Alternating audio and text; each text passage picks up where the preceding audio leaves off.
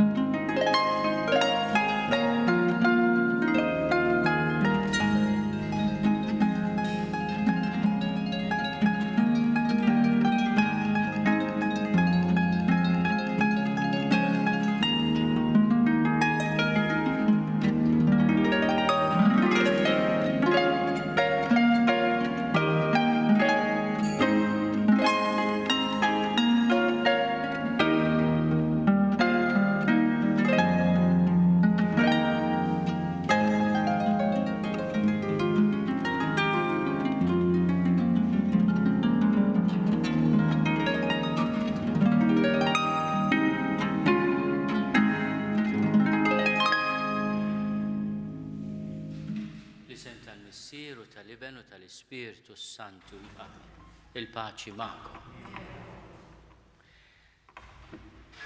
Qed niċċelebra din Quddiesa ta' 29 ħadd ta' matul is-sena minn Santwarju antik, devot u għażiż tal-Madonna tal-Mellieħa.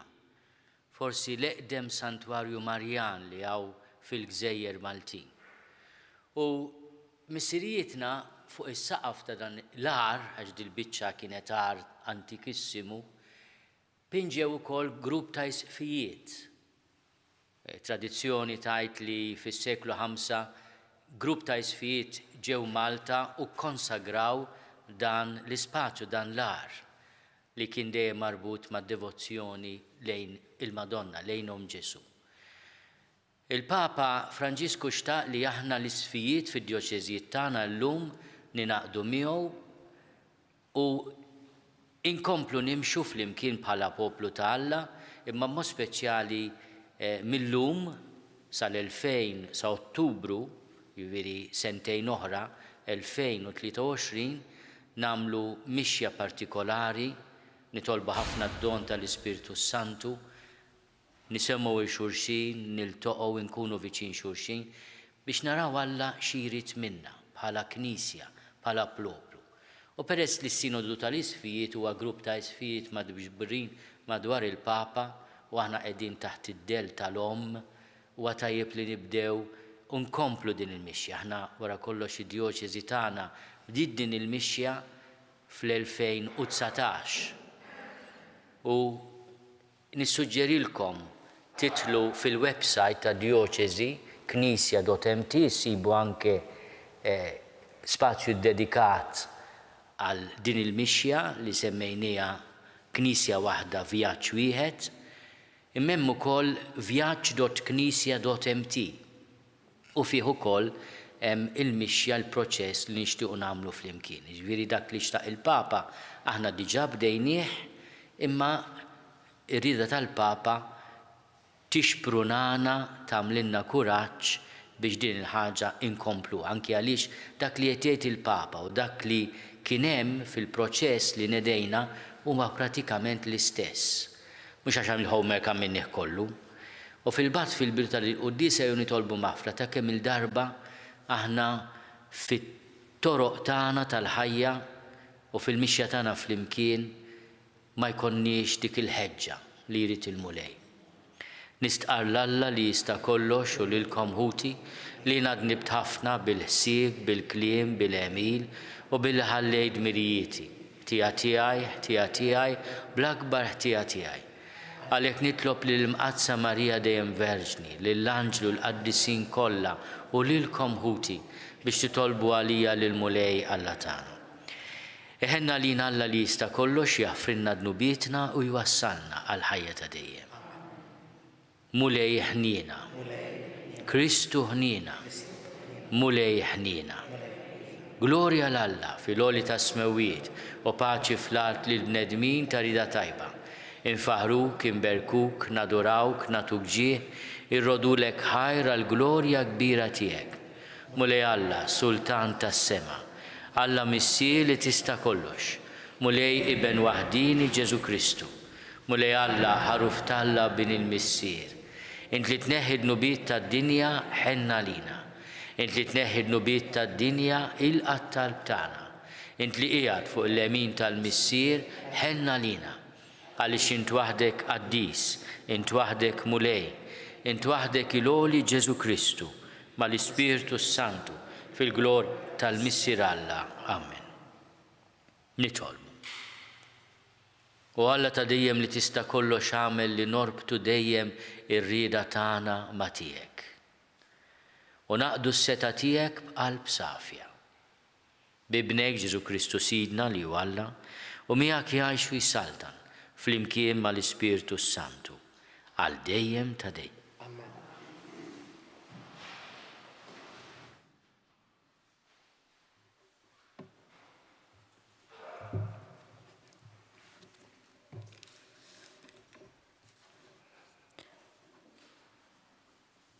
Qari mill-ktieb tal-Profeta Iżajja. Il-mulej oġbu jaksu bil-mart. Jekk joffri ruħu b'sagrifiċċju ta' tpattija, huwa qatt jara nisel bla tmiem. U r-rieda tal-mulej isseħħ bih. Wara d-tbatija tiegħu qatt jara d-dawl.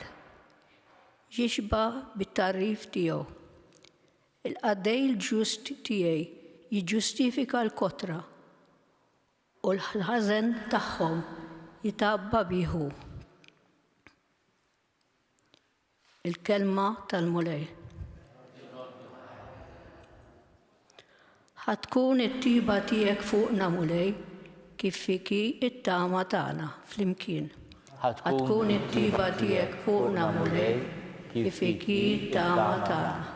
Sewwa il-kelma tal-mulej. Kull ma għamel kollu fedeltà, iħobb is-sewwa u l-ġustizzja u t-tiba tal-mulej imliet l-art flimkien. Ħatkun it-tiba tiegħek fuqna mulej kif fiki t-tama tagħna. Araw għajnejn il-mulej fuq dawk li jibżgħu minnu, fuq dawk li jittamaw fit-tiba tiegħu biex jeħilsilhom mill-mewt ħajjithom u jħallihom jgħixu fi żmien il-ġuħ flimkien.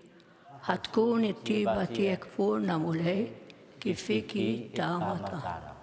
Ruħna tixxenna għall-mulej u l-għajnuna u t-tarka tagħna. Ħatkun it-tiba tiegħek fuqna mulej kif fiki t-tama tagħna flimkien. Ħatkun it-tiba tiegħek fuqna mulej kif fiki t-tama tagħna. Qari mill-ittra lil Lut. Ħuti, meta aħna għandna l-qassis il-kbir li hu tassew kbir, qassis li daħal fis-smewiet Ġesu bin Alla. Ħanżommu sħiħa l-ispirazzjoni tal-fidi tagħna. Għax aħna m'għandniex qassis kbir li ma jistax jagħder in-nuqqasijiet ta' ħila tagħna. Imma għandna wieħed li ġie mġarrab bħalna f'kollox barra dnub. Ħanersqu mela b'qalbna qawwija lejn it-tron tal-grazzja biex naqilgħu ħnina u nsibu grazzja għal għajnuna meħtieġa f'waqta. Il-kelma tal-mulej.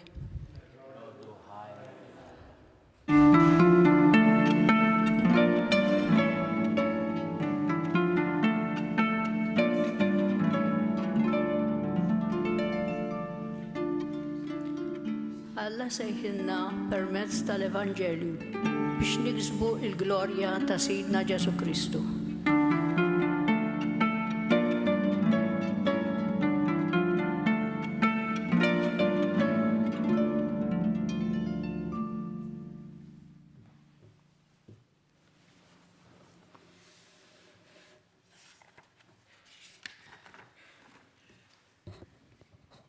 Il-mulej ma'kom, qari mill-Evanġelu skont San Mark. F'dak iż-żmien ġagbu Ġwanni u li Zebedew resqu lejn Ġesu qalulu: Mallem, dak li se jtolbuk irriduk tagħtihulna. Xi triduni nagħmlilkom staqsihom? Huma weġbuh: ħallina noqogħdu wieħed fuq il-lemin tiegħek u liħor fuq ix-xelluk fil-glorja tiegħek. Imma Ġesu qalilhom: ma tafux x'intom titolbu. Għandkom ħila tixorbu l-kalċ li se nixrob jien u titgħamdu bil-magħmudija li biha se nitgħammet jien? Għandna, qalulu. Imbagħad qalilhom Ġesu: il-kalċi li se nixrob jien tixorbu iva u titgħamdu wkoll bil-magħmudija li biha se nitgħammet jien. Imma li wieħed joqgħod fuq il-lemin jew fuq ix-xelluk tiegħi, din mhijiex ħaġa tiegħi li nagħtiha jien, imma hi għal dawk li għalihom kienet imħejjija. Il-għaxxa l-oħra meta semgħu dan saħħnu għal Ġagbu u għal Ġwanni. Ġesu sejjaħ lejh l-12 u qalilhom: tafu intom, dawk in-nies li l-bnedmin jgħodduhom bħala kapijiet tal-pagani jaħkmu fuqhom u l-kbarat tagħhom iħaddmu s-seta tagħhom fuqhom.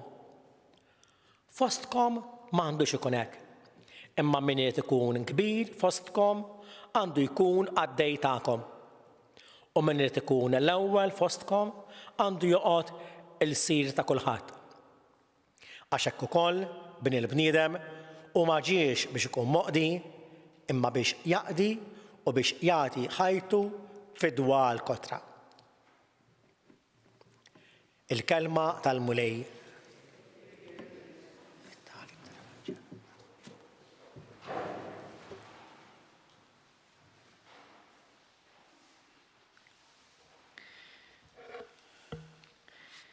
Id-dixxipli ta' Ġesu kienu bnedmin bħalna. Ħafna drabi ninsew għax kollha għalina huma qaddisin li f'wieħed li spiċċa naqra ħażin. U ngħidulu San Bert u Sant'Andrija u San Pietru. Imma l-qdusija tagħhom kienet mixja. Il-Vanġelu tal-lum jitkellem propju f'mument fejn tnejn minnhom jixtiequ li jkollhom post importanti fis-salkna ta' Ġesu. Ġagbu Ġwanni u li Zebedew jinsistu miegħu: dak li nitolbuk irriduk tagħmilulna. Għamlilna dal-pjaċir. Imma għaliex kellhom din ix-xewqa li jkunu wieħed fuq il-lemin u liħor fuq ix-xelluk ta' Ġesu fil-glorja tiegħu? Iridu nifhmu li dan l-inċident San Mark ipoġġih propju wara, f'żewġ kapitli wara, jirrakkonta l-esperjenza sabiħa ta' Ġesu li jitbiddel fil-glorja tiegħu fuq it-Tabor. Fuq il-lemin u x-xelluk ikollu lil Mosè u l-Elija. U bħala xhieda tal-glorja tiegħu hemm 3 mit-12, Pietru, Ġagbu u Ġwanni. Allora nistgħu nifhmu għaliex il dawn iż-żewġ taħwa u li Zebedew li kienu xhieda tal-glorja ta' Ġesu ġiethom din ix-xenqa li prattikament jieħdu post Mose u Elija u jkunu ma' Ġesu fil-glorja tiegħu. Ġesu ma jirrispondix għad-domanda tagħhom imma jagħmlilhom sfida, intom lesti tgħaddu mid-tbatija li se ngħaddi minnha jien u juża żewġ tiġbijat. Il-kalċi li se jixrobu u l-mamudija li biha se jitgħammetu. Għal Ġesu il-kalċi u l-mamudija huma dejjem riferiment għal passjoni ħarxa li minnu kellu jgħaddu. Fil-fatt, fil-Vanġilu ta' San Mark 3 darbiet jispjegalhom minn xiex kellu jgħaddi. Imma dit-darba jgħidilhom mintom lesti tgħaddu mill-istess proċess għax il-glorja mhix irħisa. Il-glorja mhijiex tfaqqa subajk u tasal fil-glorja. Huma jgħidulu iva għandna din il-ħila. Naħseb hemmhekk ma kinux jafu x'inhu ma jgħidu. Imma Ġesu lanqas hemmhekk ma jlumhom il-kalċi li se nixrob jien tixorbuh u titgħamdu wkoll bil-mamudija li biha se nitgħammet jien. Imma issa hija min se jkun fuq il-lemin u x-xellug dik mhux affarijiet tagħkom għal min hu magħżul. Aħna ħafna drabi rridu nindaħlu l wisq il-Alla. Immem xi ħaġa li jgħidha lil kulħadd wara kollox il-10 l-oħra, inkluż Ġuda l-Iskarjota, kollha eru f'xi ftit sewwa. Daw jiġifieri qalilhom li se jkollhom post. Aħna le, u da sewwa joħdulna postna. Min jaf kemm nagħmlu hekk aħna fil-Knisja. Kultant anke meta nara xi piki żgħar hekk bejn il-parroċċi, ngħid nara kemm aħna boloħ. Ma din hija xi ħaġa antika, forsi qiegħda fin-natura tagħna l-bnedmin. U Ġesu jgħidilhom ħanajdilkom l-aħwa fil-komunità tiegħi għax wara kollox id-dixxipli huma aħna, il-komunità ta' Ġesu, il-familja ta' Ġesu. Ma rridux noqogħdu nħarsu lejn l-imperatur. Ġesu ma jsemmix l-imperatur bismu, jgħid il-kapijiet tal-pagani. Għallut il-pagani kienu Rumani li kienu qed jaħkmu il-Palestina dak iż-żmien. Allura qed jgħidilhom toqgħodux tħarsu lejn il-qorti tal-imperatur. Lejn il-qawwiet ta' din id-dinja biex tifhmu kif iridu ngħixu flimkien. U ma joqgħodx jgħidilhom x'għandhom jagħmlu, jgħidilhom jien. Għax hekk hu bin il-bniedem. Ma ġiex biex ikun moqdi, imma biex jaqdi. Biex jagħti ħajtu għall-fidwa tal-kotra. Di xi ħaġa li aħna niftakruha wkoll fl-Ewkaristija kull darba li nkonsagraw il-ħobs u l-inbit u jsiru l-ġisem u d-dem ta' Ġesu. Imxerret għalikom. Għaliex l-Ewkaristija li aħna niċċelebraw hija proprju l-ħajja ta' Ġesu li tagħti l-qawwa li aħna wkoll ngħixu bħalu. Sa fil-Knisja veru għandna l-Episkopat hawnhekk imdawrin b'ħafna isfijiet bil-mitra fuq rashom. Għandna s-saċerdoti bħalmu l-Arċipriet Fader Joe. Ovvjament jiena Isqof u l-Isqof Joe, l-Isqof Anton fid-Djoċesi ta' Għawdex. Imma il-Knisja hija il-koll kemm aħna. Il-lajċi b'mod speċjali.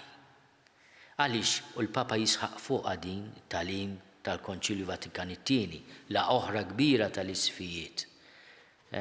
60 sena ilu iltaqgħu kważi 4,000 isqof fil-Vatikan. U tawna tal-im sabiħ fuq il-Knisja. L-iżjed ħaġa importanti hija l-mamudija li aħna uliet il-missier aħwa ta' Ġesu Kristu, tal-iben ta' Alla, u ikkonfermati bis-siġil tal-Ispiritu Santu. Il-Papa u jixtieq li fid-djoċeżijiet kollha ikun hemm dal-proċess ta' smieħ ta' xulxin, ta' laqa bejnietna. Qed jipprova jkompli dan it-tagħlim ta' Ġesu. Mhux kwistjoni ta' minu fuq u minu isfel. Aħna qed nimxu flimkien. Ir-raj irid ikun quddiem il-merħla biex jagħtiha direzzjoni, irid ikun fost il-merħla biex jisma' it-taħbit ta' qalba u jrid ikun wara l-merħla, mhux biss biex jgħin il-min qed jotor ma jintilef ħadd, imma anke għaliex il-Papa jgħid kultant il-merħla ikollha ix-xamma tajba ta' fejn iridu mmorru. Għalhekk importanti li r-raj jisma' wkoll il-merħla, mhux biss jgħidilha issa jien u tridu tagħmlu li ngħid jien. Tkun isqof, tkun kappillan, nagħmluha ta' boloħ meta naħsbu hekk. Veru mbagħad meta jċekkċkuha inti tittaqtaħħa u tieħu r-responsabbiltà u xi ċabċipa l-ewwel hemm għax jekk ma jċabċpulekx, iċabċpu ilek. U kif jgħidu bl-Ingliż, it comes with the territory. Jew inkella bit-Taljan jgħidu c'hai voluto a bicicletta, adesso pedali. Jgħidu t-Taljani. Rid tittieħu l-bicycle isib daqdef ħabib. U hekk ukoll l-isqof l-arċipriet mhux għax ikun irid. Waqas l-isqof ta' din hija sejħa. U inti missier ta' familja l-inkwiet li jiġi f'ħobbok għax tkun applikajt għalih. Ħadd ma jmur fuq l-internet jgħid ħan applika biex ikolli din marda. Tażel waħda. Hekk ukoll il-ħajja flimkien. Kemm hi ħaġa sabiħa li nisimgħu xulx, ovvjament biex tisma' irid ikun hemm xi ħadd min jitkellem u inti wkoll titgħallem tiskot xi ftit. Jien naħseb dan Ġesu qed jipprova jispjegahulna anke fil-Vanġelu li smajna llum. Ma jirrabjax mad-dixxipli tiegħu li min irid jilħaq, min irid ikun l-ewwel, jgħidilhom isma'. Min irid ikun l-ewwel, jitgħallem ikun għaddej ta' kulħadd. U taraw kemm ma jkunx hemm min japplika, meta tifhimha toqgħod lura, tinħeba, tipprova. Imma mbagħad meta l-mulej sejjaħlek, tifhem li sejjaħlek biex tkun għaddej. Biex timxi mal-poplu tiegħek, biex aħna nisemgħu xulxin. Is-Sinodu tal-Isqfijiet ismu jgħid huwa laqa tal-Isqfijiet. Imma l-Papa jixtieq li biex nitħejjew għal din il-laqa ta' sentejn oħra, aħna nisemgħu il-poplu ta' Alla u nifhmu għax il-kelma Sinodu tfisser li nimxu flimkien, mixja flimkien. Ħodos huwa triq bil-Grik u Sinodos triq flimkien. Mixja flimkien. Irridu nisemgħu xulxin. Mhux kulħadd tar-rasu, kulħadd fin-niċċa tiegħu. Imma biex tisma' tittiskot. U rrid ikun hemm xi ħadd min jitkellem. Aħna kifet fil-bidu nedejna dal-proċess fl-2019 u għadu sejr minħabba l-Covid ċertu laqat li xtaqt nagħmel ma stajniex nagħmluha, ma minna diversi webinar jekk wieħed imur fuq il-website tad dioċesi knisja.mt isib ukoll informazzjoni importanti ħafna fuq dan il-proċess li aħna bdejna issa kważi sentejn ilu, kont inawgurajtu jekk tiftakru fil-grotta tal-Apostlu missierna San Pawl ir-Rabat. Illum ġejt għand l-om, għax l-om li tiġbor il-familja tittejna nkomplu. Imma tirrealizzaw ukoll anke jekk tisemgħu dak li jgħid il-Papa li aħna għall-grazzja talla il-mulej ispirana mhux aħna li antiċipajna ħafna mill-affarijiet sbieħ li qed jgħidilna l-Papa u li jixtieq. Allura inħeġġiġkom fil-parroċċi il-qudiem nibatu iżjed sussidji forsi minħabba il-Covid ma stajniex nagħmlu assemblee parrokjali qed isiru affarijiet fuq il-pjattaformi diġitali, Ma tajjeb li nkomplu nisimgħu l-xulxin. Xi ħaġa li nixtieq ngħid u nispiċċa biha x'tajdu kemm ġej bit-tul dan ħabba s-Sinodu dal-għodu. Ejjew infittxu l-Ġesu Kristu l-aħwa. Kultant nibda minn innifsi ninħlew f'ħafna affarijiet li mhumiex Ġesu. Li qed ibeduna minn Ġesu. U f'isem il-Knisja u nilagħbu bil-Knisja ħanid xi ħaġa naqra qawwija. Nistaqsu kull ħaġa li ngħidu, li naħsbu, li nagħmlu. Ġesu fejn qiegħed hawn? Fejn qiegħed Ġesu? Għax jekk ma nħallux l-Ispiritu ta' Ġesu imexxina, maħniex qed nagħmlu x-xogħol ta' Ġesu imma x-xogħol tal-għadu tiegħu. U dan huwa l-ikbar dixxerniment, l-ikbar għarfien li rridu nitolbu mill-Ispiritu Qaddies. Il-Papa qal kelma qawwija, inutli mpaċbċu, inutli ngħidu li nisemgħu nagħmlu ħafna laqat jekk ma jmexxix l-Ispiritu s-Santu, l-Ispiritu ta' Ġesu.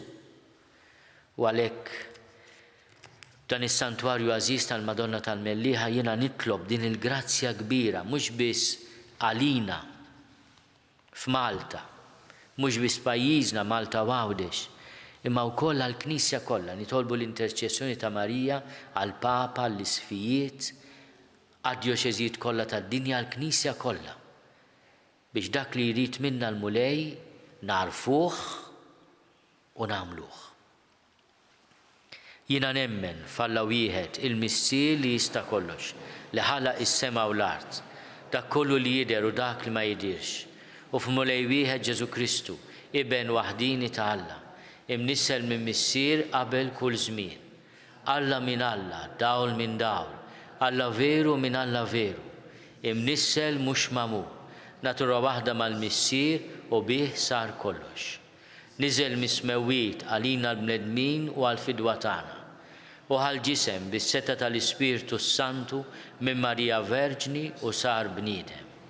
Salbuh għalina bata taħt Ponzju Pilatu, miet u difnuh, u fit-tielet jum qam minn bejn l-imwiet skont il-kotba mqazza. U tela s-sema u qiegħed fuq il-lemin tal-Missier, u għandu jerġa' jiġi bil-glorja biex jagħmel ħaq mill-ħajjin u mill-mejtin, u s-saltna tiegħu ma jkollix tmiem. U fl-Ispiritu Santu mulej li jagħti l-ħajja li ġej mill-Missier u mill-Iben, li hu meqjum u mweġġa flimkien mal-Missier u mal-Iben, u li tkellem f'fomm il-profeti. U fi Knisja waħda, Quddiesa, Kattolika, Apostolika, nisqar ma'mudija waħda għal maħfra ta' dnubiet u nistenna l-qawma mill-imwiet u l-ħajja ta' żmien li ġej. Amen. Ejjew nitolbu għall-Lusija tiegħu il-Papa Franġisku, għall-Kardinali tal-Knisja, għall-Isqfijiet, għall-Presbiteri biex aħna bħala rajja nisimgħu il-qalb tħabbat ta' Ġesu fil-merħla tiegħu. Nitolbu għall-lajċi tagħna biex qatt ma jinsew id-dinjità tagħhom bħala mamdin, bħala parti mill-familja ta' Ġesu. Nitolbu għar-reliġjużi tagħna li għandhom sejħa speċjali biex ikunu xhieda ta' faqar, ta' ubidjenza, ta' kastità, u l-Knisja għalmuha li mħabba vera.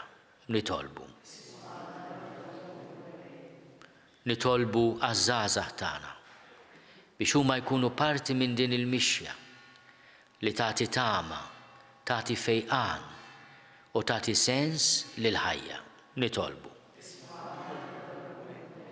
Nitolbu għal kull min mweġġa minħabba l-istorja tal-Knisja, il-mod kif trattajna lil xulxin kultant biħruxija u bebusija tal-qalb, biex il-mulej ikun il-fejqan ta' kull min weġġa u għadu mweġġa. Nitolbuk mulej għal ħutna il-morda u nitolbu wkoll għal ħutna l-mejtin biex inti fil-ħnina tiegħek tagħtihom il-mistrieħ ta' dejjem. Nitolbuk mulej, aħna u l-qegħdin f'riġlejn Sitna Marija, il-Madonna tal-Mellieħa. Tatina l-grazzja li nifmu il-kelma tagħha. Għamlu dak li għajdilkom ibni Ġesu, li jgħixu jsaltan għal dejjem ta' dejjem.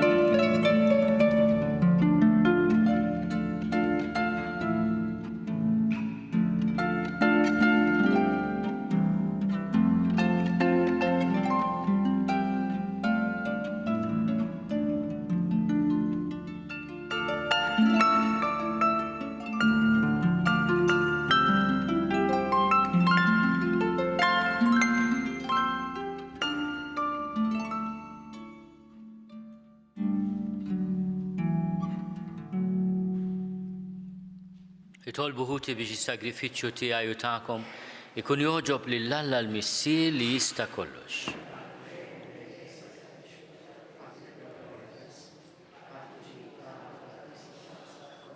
Għatina mulej li permezz tad-doni Quddiesa tiegħek naqduk bi spiritu ħieles u li bil-grazzja tiegħek nitnatfu u nissaffew bis-saħħa ta' dawn il-misteri li bihom naqduk bi Kristu Sidna.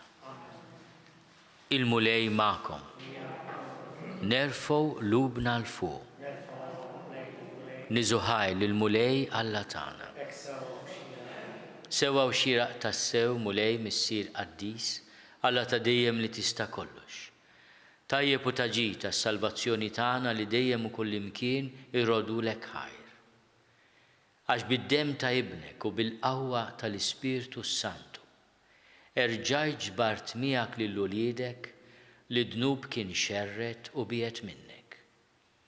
U intalla wieħed fi 3 persuni bil-qawwa tiegħek għaqqadthom f'poplu li hu l-Knisja tiegħek, il-ġisem ta' Kristu u t-tempju tal-Ispiritu Santu għat-tifħir tal-irf tiegħek bla qies. Għalhekk nissieħbu mal-tejja tal-Anġli u b'ferħ kbir infaħruk u ntennulek. Quddies, Quddies, Quddies, mulej Alla tal-eżerċiti, ismewtu l-art mimlija bil-glorja tiegħek, osanna fl-oli tas-smewwiet. Imbirek minn ġej f'isem il-mulej, osanna fl-oli tas-smewwiet. Quddies tas-sew int mulej inti lajn ta' kull dusija.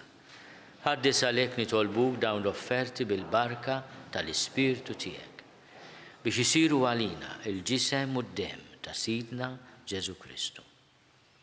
Li meta kien se jingħata biex minn rajħi bati, ħal ħobs, ratti l-ħajr, qasam, tal id-dixxipli tiegħu qal, ħudu u kulu l-koll minn dan, għax dan huwa ġismi li jingħata għalikom.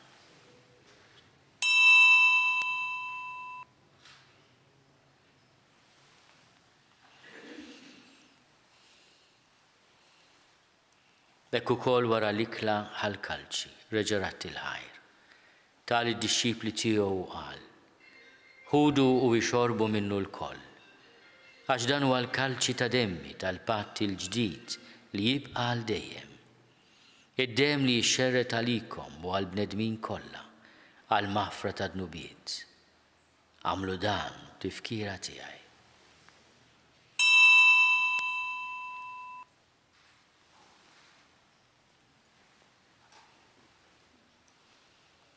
Danu l-misteru tal-fidi. Inħabbru l-mewt tiegħek mulej, inxandru bil-ferħ il-qawmin tiegħek, nistennewk sa ma tiġi fil-glorja. Għalhekk aħna nagħmlu dan, tifkira tal-mewt u l-qawmin ta' Sidna Ġesu Kristu. Nofrulek mulej il-ħobs tal-ħajja u l-kalċi tas-salvazzjoni. U rodulek ħajra xogħġbok tilqana hawn quddiemek biex naqduk. U miċ-ċokontana nitolbu li l-Ispirtu Santu jaqadna f'ġisem wieħed, lilna li nieħdu sehem il-ġisem u d-dem ta' Kristu. Ftakar mulej fil-Knisja tiegħek imxedda mad-dinja kollha. Wettaqaf l-imħabba fl-imkien mal-Papa Franġisku, miegħi għaddej tiegħek mingħajr ma jistoli, mal-Isqof Joseph li qed jgħinni, mal-Isqof Anton u mal-Ministri tiegħek kollha. Ftakar ukoll fħutna li raqdu bit-tama tal-qawmien. Ftakar fil-mejtin kollha. Daħalhom quddiemek fid-dawl tas-seb tiegħek. Ħenna lina l-koll nitolbuk. Għati lilna wkoll il-wirt tal-ħajja ta' dejjem. Flimkien mal-Verġni Mqazzom Malla Marija, mal-Arus tagħha San Ġusepp, mal-Apostli u l-qaddisin kollha li jgħixu fil-ħbiberija tiegħek sa mill-bidu tad-dinja. Għamil li magħhom infaħruk u nsebħuk Ġesu Kristu ibnek. Bi Kristu, ma' Kristu, fi Kristu. Jingħata lilek Alla missieri tista' kollox fl-imkien mal-Ispirtu Santu.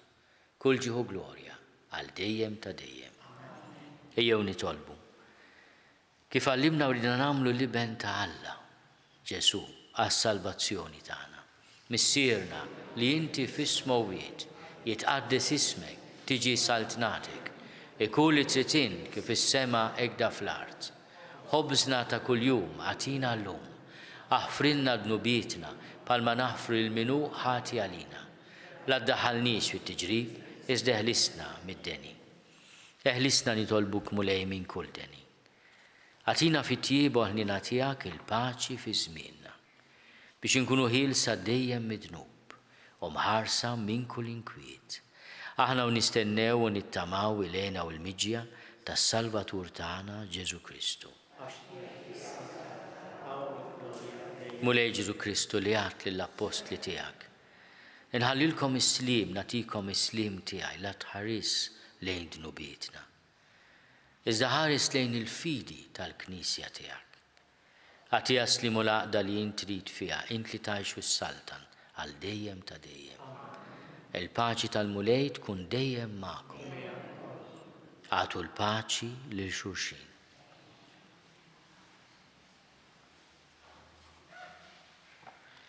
Il-ġisem fl-imkien mad-dem ta' Sidna Ġesu Kristu ikunu jiswew lilna li se nitqarbnu bihom għal ħajja ta' dejjem. Ħaruf talla li tneħħi d-nubiet tad-dinja ħenna lina. Ħaruf talla li tneħħi d-nubiet tad-dinja ħenna lina. Ħaruf talla li tneħħi d-nubiet tad-dinja għatina l-paċi. Mulej Ġesu Kristu bin Alla l-ħaj. Bil-mewt tiegħek kif rid minnek il-missieru bil-ħidma tal-Ispirtu Santu, intajt il-ħajja lid-dinja. Dan il-ġisem u d-dem qaddis tiegħek eħlisni minn ħtieti kollha u minn kull ħażen. Żomni dejjem fidil lejn il-kmandamenti tiegħek u tħallini qatt ninfiret minnek. Mulej Ġesu Kristu nitolbok li nitqarbina bil-ġisem u d-dem tiegħek ma tkunx il-kundanna tiegħi. Iżda l-ħnina tiegħek tkun għalija il-ħarsien u l-fejqan ta' ruħi u ġismi.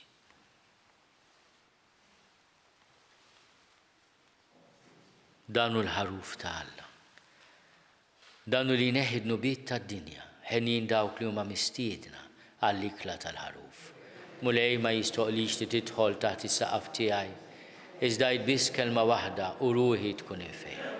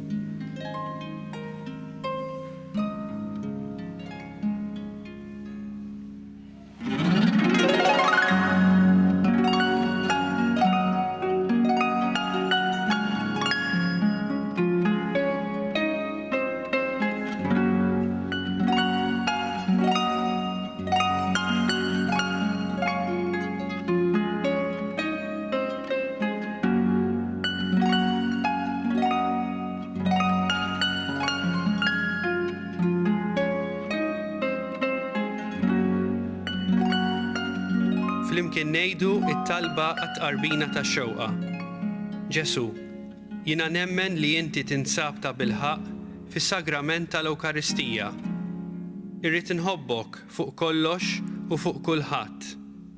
Inti taf li nixtieq nirċevik ġewwa fija, imma ġala darba bħalissa ma nistax nilqek ġewwa fija sagramentalment, nitolbok li tiġi fija spiritwalment.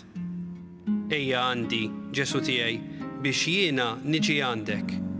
Ħeġġiġni bl-imħabba għalik, biex f'ħajti u f'mewti jiena nemmen fik, nitma' fik u nibqa' nħobbok għal dejjem.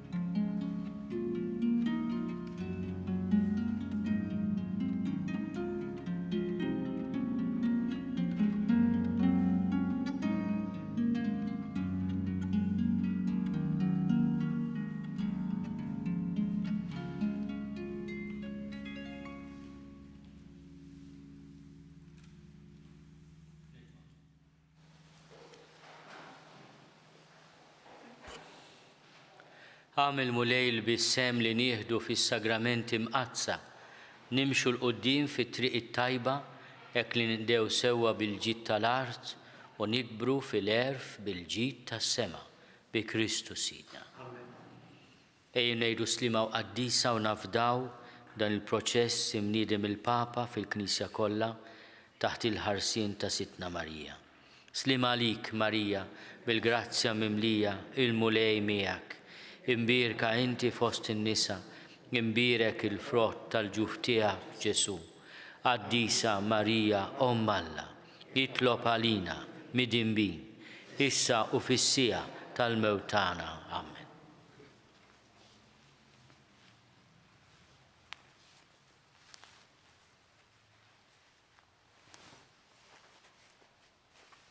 Fil-waqt li nirringrazzja lill-Arċipriet, Fader Joe Karwana, u lill-parroċċa kollha tal-Mellieħa, nawgura li dan is-Santwarju ikomplu jkun għajn ta' faraġġ għall-poplu tagħna u nissuġġerixxi li anke l-parroċċi fil-ħidma tagħhom f'dawn is-sentejn jersqu hawnhekk anke għall-laqgħat tat-talb u għall-pellegrinaġġi. Il-mulej magħkom. Iberikkom Alla li jista' kollox, il-Missier u l-Iben u l-Ispirtu Santu. Morru fil-paċi ta' Kristu.